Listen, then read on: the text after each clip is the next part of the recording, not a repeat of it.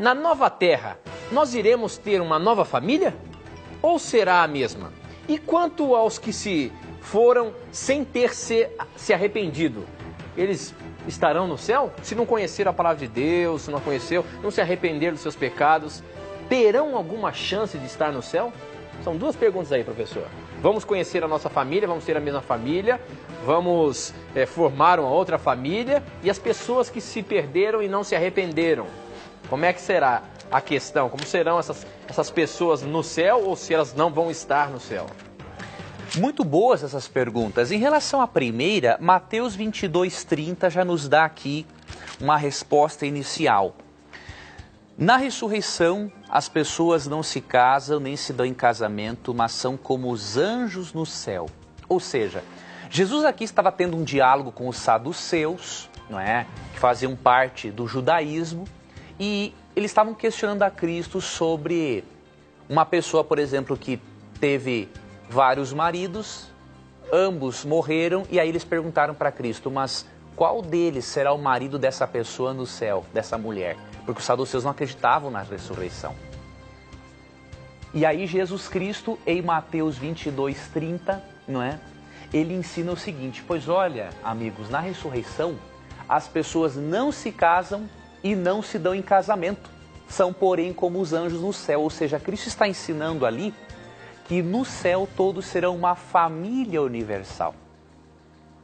E que nós vamos nos conhecer no céu, temos várias evidências, mas uma que eu gostaria de deixar para você se encontra em Mateus 8:11. Né? Ali, Jesus Cristo afirma o seguinte, que no céu nós nos assentaremos em uma mesa para fazermos uma boa refeição com Abraão, Isaque e Jacó. Ou seja, se vamos conhecer Abraão, Isaque e Jacó, qual o motivo para não reconhecermos as pessoas que amamos? Um outro detalhe importante, Lucas 24:36 em diante, menciona que Cristo, após a sua ressurreição, ele foi depois reconhecido. Ou seja, Deus vai preservar a nossa identidade, a nossa pessoalidade para a ressurreição. Tá ok? E a segunda pergunta, que é muito interessante, quem morreu sem se arrepender, sem permitir que Deus o salvasse e revelasse a salvação por algum meio de revelação de Deus, não há mais chance para essa pessoa.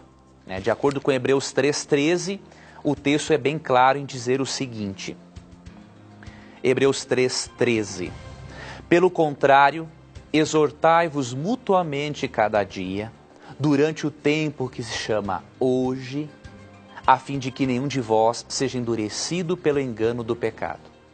Verso 15.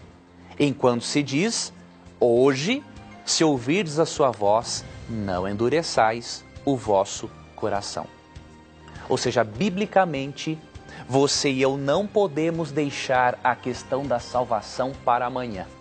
O texto bíblico fala assim, hoje, se você ouvir a voz de Deus, não endureça o seu coração. Por quê?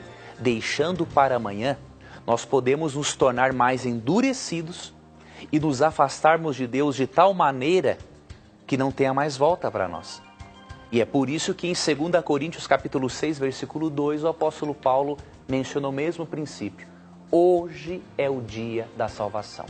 Agora, eu e você realmente não somos aptos para julgar quem morreu salvo e quem morreu perdido.